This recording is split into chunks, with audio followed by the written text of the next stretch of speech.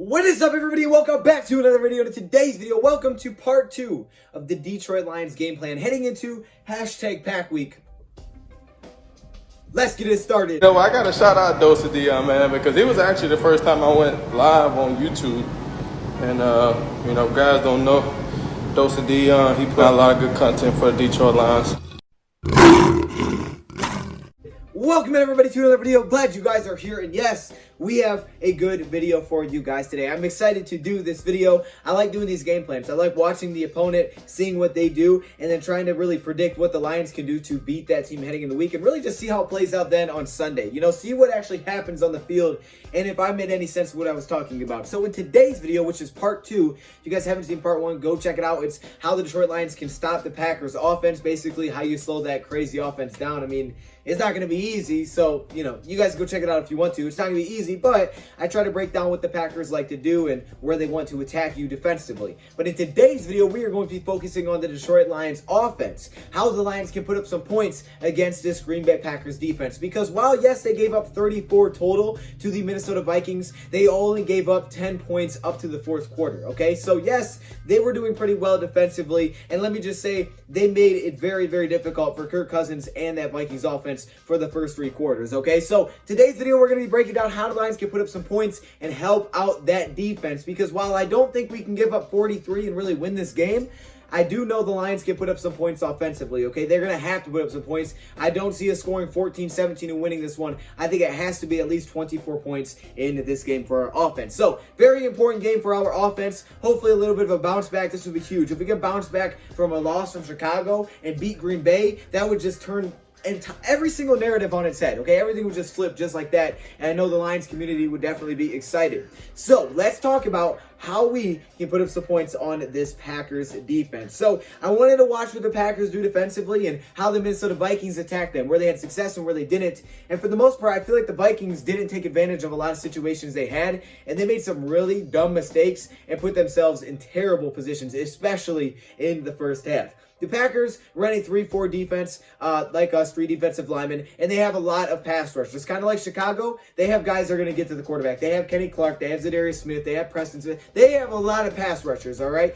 Even outside of those guys, they have a lot of pass rushers, guys that can just find a way to get to the quarterback and get there in a hurry along the D-line and in the linebacker group. And the Packers are not afraid to send pressure your way. So you have to be very prepared for that as an offense. That's just something that kind of comes with playing Green Bay. Now, keep an eye on Kenny Clark, because Kenny Clark did go down with a groin injury in that game. He did not return in the second half, so he may not play against Detroit, which if he doesn't, it's going to be a huge benefit for us, and I will talk about that. It's just a big name that you have to keep an eye on because it could have a big impact on this game. So let's hop right into it, okay? Last week, Minnesota Packers, they face off. The final score is 43-34 in this game, and it looks like, okay, Minnesota did pretty well offensively. They didn't do bad, but they also did pretty bad in the first half. Okay, look, Minnesota scored 10 points in the first half. They didn't score in the third quarter, and it was just really ugly. For the most part, it was pretty ugly. They got a field goal right before half, but they just made a lot of little mistakes that kind of just put the game out of reach because they jumped up first. They were up 7-3, and all of a sudden they continued to make mistakes, and the Packers slowly took advantage with field goals, and then they kind of just took over the game, and the Vikings never got back into it. The Vikings never had a chance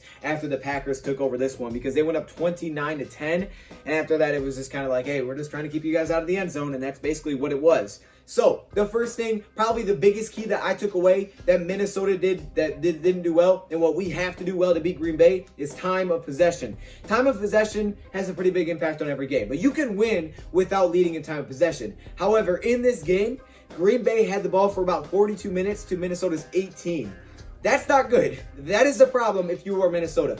42-18 is a big problem for an offense. The Minnesota Vikings didn't have that many opportunities. They had the same amount of drives. Get this stat. Listen to this. They both had 10 drives offensively. However, Green Bay had 76 offensive plays to Minnesota's 49. And a lot of those Minnesota plays came at the end of the fourth quarter there. It was not good offensively, okay? They had a lot of short drives, a lot of 3-and-outs. They had turnovers, and they just could not keep the ball. And that let the Green Bay Packers control time possession. And not only did they control the ball, they also finished off with points. 3 or a touchdown, they would get points. So it just made it even worse, and it made it even more difficult for the Vikings to come back. I mean, the Vikings didn't seem like they even had the ball that much in the first half. After they went on and scored, it was like the Vikings never touched the ball again. It was absolutely crazy because the Packers dominated. So sure, our defense has to help us out here, but our offense does as well by continuing to keep drives alive and not making turnovers. The Minnesota Vikings, they get the ball back, okay? Kirk Cousins is there. They're down by 8 points, and guess what? He throws an interception. He just throws an interception, and all of a sudden Green Bay has it again right before half. When it looks like, okay, Kirk Cousins can lead the Vikings down against the points. Nope, it's a pick. Packers take over. They score again. Now all of a sudden it's 22-7 just like that. And it goes into half 22-10 because the Vikings get a field goal. So we can't afford to have these turnovers. It was an awful throw, by the way. It wasn't necessarily the best defensive play. He may have had him if he threw it to the outside. It was a bad throw. He forced it back inside, and it was intercepted by Jair Alexander, who's one of the better cornerbacks in the NFL. So that was a big mistake. So that's the first thing the Lions have to do. And by the way, guys, I watched this entire game. I literally wrote my own play-by-play just because I want to ingrain it into my mind of what I actually watched. So that is the first thing. That's the first key to beating Green Bay and putting up points. And winning this game, honestly, in general, is time of possession. We don't have to win time of possession battle, but it can't be this lopsided because this will be a very big problem. And what's really crazy about it is I actually have the screenshot I will show you guys. This is the passing attempts, okay? Look how many attempts Aaron Rodgers has and look how many Kirk has. That is what I'm saying. This is a very big problem. They could not keep drives alive. They threw interceptions, and it just didn't seem like they even had the ball in the first half. And that just put them way behind. That really hurt them. That put them way behind, and all of a sudden they were playing from behind, and they never were able to get back in this game because the Packers just kept scoring and scoring and scoring. Now, where did they have success? There's one place where I felt like they had a lot of success. And Kenny Clark did go down, so you could say it's because Kenny Clark went down, but I would actually disagree with that because on their first scoring drive, they attacked this over and over and over. Once they got to about midfield, they attacked it. And they did it pretty much all the way down the field. And that is power rushing between the tackles, okay, by the guards, Dalvin Cook, Alexander Mattison, just attacking the interior of this Packers defense. The Packers have a fast defense. Fast, they get pressure on the quarterback, they have speed rushers, but they do lack a little bit when it comes to run stopping power. They don't stop the run very well. Their initial push isn't the best. So the Vikings were able to take advantage. And honestly, Dalvin Cook and Alexander Mattison just followed them down the field on that first touchdown drive. And they scored with a run. I mean, that's literally the entire drive. Go watch it. They threw it a little bit earlier, and then all of a sudden it was just walking it down the field, running the football. So that's something that they should have went to way more often. They kind of got away from it. They were trying to do runs to the outside, running out of the shotgun, which wasn't bad, but they were trying to get too much to the outside. And then all of a sudden they were trying to throw a lot, and it led to some sacks. Look, the Packers are going to get to you. Okay, the Packers have pass rushers just like Chicago does, maybe even faster. But you have to attack them where they're weak, and they are weak in the inside. Then they lost Kenny Clark, and the Vikings were even more successful rushing the football inside. I think if the Lions are going to have success against Green Bay,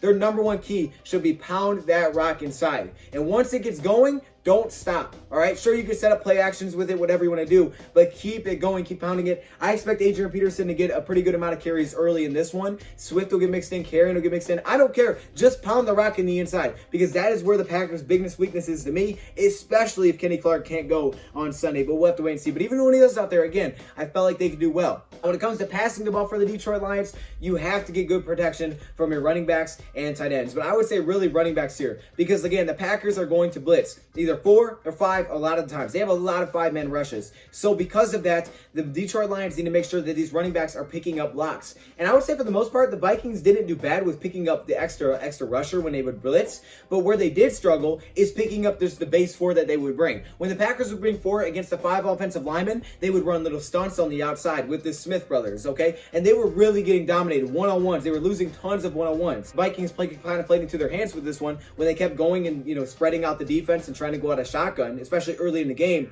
is that the Packers would put Smith over the center. So they would put Smith in the inside, which is clearly way too fast for a center to cover. Okay, a center cannot block that. So they would put him inside. So when they would snap it, this guy was getting there in a hurry, and they were block shedding like crazy getting back to the quarterback. So if that is the case, that's where you need to pound the rock. Get Jason Cabin in there, get that eye for him, get the single back, pull some guards, get inside, attack that. Force them to not let them put him inside, okay? That way they have to respect that run because if he's inside and you're passing the football, he's just going to fly through. One little point that I did forget to mention here that I want to mention When it comes to slowing down a pass rush like the Green Bay Packers, sure, just rushing the ball in general will help if you can do that, but there's definitely different variations of how you can do this. Obviously, screens come to mind. Now, the Vikings did try, I think, one running back screen, but the linebacker made a good play. I mean, he probably would have had room if he didn't get tackled because there was about 3 blockers and 1 linebacker. So the Lions could try a couple of those. We've seen them before with Darrell Bevel. But another thing that had a lot of success were draws. I-form draws, out of the gun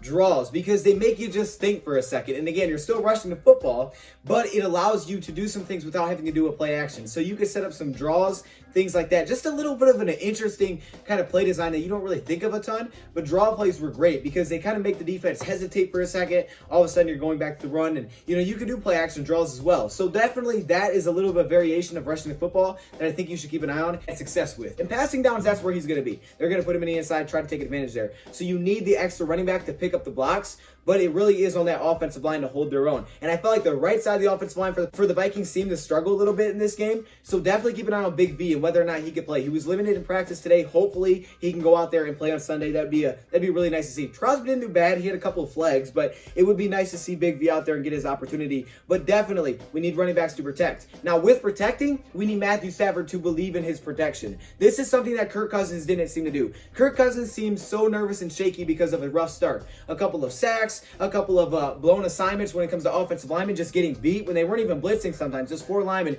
getting past their 5. He would get beat, he would get sacked, the pressure would be in his face, and he made one really bad overthrow because of that. He got sacked a couple times, and I felt like throughout the game, until really the 4th quarter, he looked really uncomfortable back there. And even if there wasn't pressure, he was really doing everything very, very quick. He wasn't patient. Matthew Stafford needs to stay patient and don't rush things. Sure, if the route is there, give it to him. But he wasn't very patient, okay? And you could tell Kirk Cousins didn't look very comfortable. There was one play, which I believe was the 4th down, where they went for it. And basically, as soon as he snapped it, this dude threw it long. He just threw it long. And there wasn't any pressure. I mean, he could have easily took a second, waited, probably dumped it off, got a 1st down. But instead, he snapped it and just threw it right to the end zone because he was so worried about that pass rush. So Matthew Stafford needs to trust that they can pick up the blitz or just the 4 rushers that come. And if the Lions do want to keep a running back there to help block when the 4 rushers come, especially if you're out of I-form and play action, that can help. But these guys also need to get Matthew Stafford's trust early by holding him off, okay? He may get sacked in this game. It's probably going to happen. But if they can hold him off early, it'll let Matthew Stafford build confidence. Plus, Stafford's been through this. Stafford's been hit a ton. So I'm sure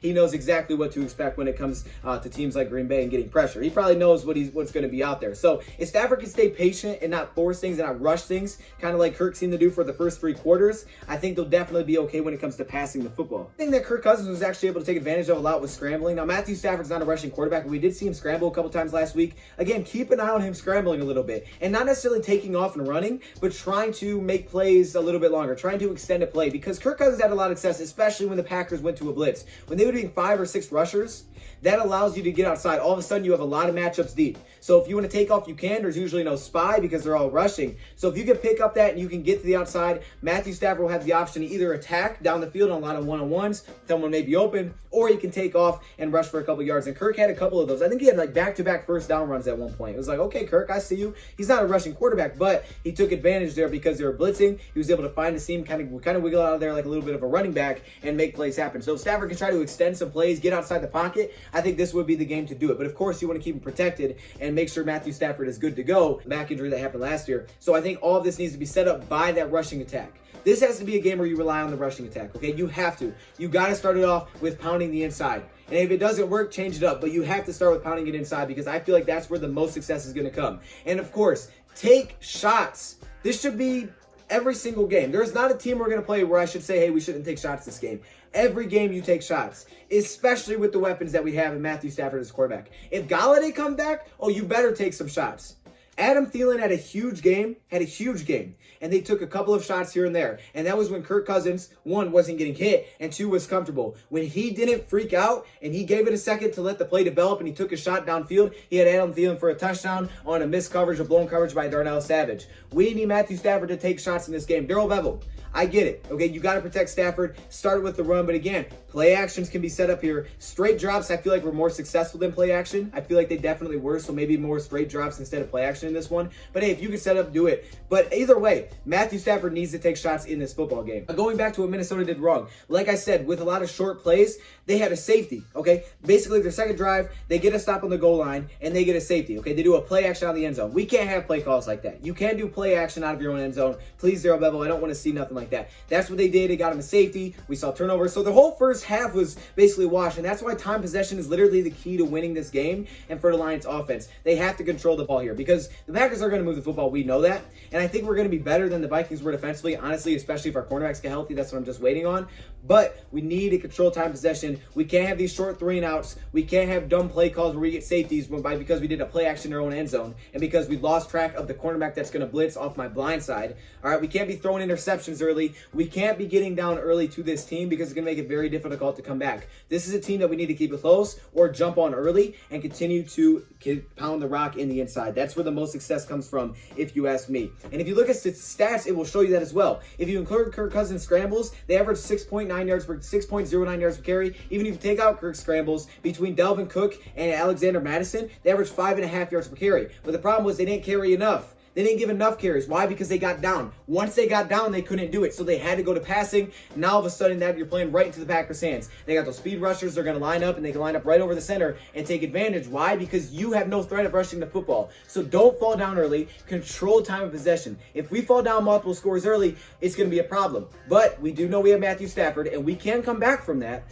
If that is the case, and that scenario does happen, where unfortunately you get down early and you're going to have to go to passing the football, we're going to see that in 2-minute drives, things like that, then you need to make sure Matthew Stafford is taking shots and he's confident in the protection that he has. So those are honestly the main takeaways for me heading into this one, where the Lions can attack, what the Lions need to do offensively. It's going to be difficult for defense, all right? We know that. It's going to be very difficult. And hopefully they get some corners back. I think we'll play better defense. But we need our offense to help our defense, and we need our defense to help our offense. Our defense needs to give us some opportunities. But as you see, the Vikings had the same amount of opportunities, same amount of drives. They were just so short. Keep the drives alive. And obviously you're not going to get a first down every time you have the football. But you can't do dumb stuff like they did, okay? You can't have a sack because you can't have a safety because you did a play action end zone. You can't throw interceptions early. All right, we can't fumble early. We have to make sure we keep it close or jump up early, and that way we can play to our strength, which is going to be pounding the ball inside. Adrian Peterson, I expect to get a pretty good amount of carries here, so if you got him on fantasy, honestly, this would be the guy I start. I would start fantasy. I would start Adrian Peterson, okay? Last game I told you TJ Hockenson was the MVP. He's going to be MVP. He was pretty good. I think he was 5th amongst tight ends in fantasy football. So for this game, I would say Adrian Peterson. I know it sounds crazy, and at least one of the Lions running backs, maybe Swift. I'd go with Adrian Peterson, though, because I think the Lions are going to try to pound this inside, and this is the game to look out for. So there you go, man. I think that's how the Lions are going to attack this Packers defense. That's just kind of my thoughts on what I saw from the first game. Let me know what you guys think. If you guys haven't seen part 1, go check it out. It's all about the defense. Thank you for watching, and I'm out. Look at all these cool people. Look at all these cool Hall of Fame, All-Pro, and patrons. You guys are so awesome. Look how interesting. That's an interesting name. I've never seen one like that. I'm not saying that one out loud. We got some cool stuff here, man. I appreciate all of you guys. You guys are awesome. You guys want to be part of this? Click the join button. I appreciate you guys. Look, man, you guys are cool, man. I see you. Oh, I see you're not sneak. I see you down there, my boy.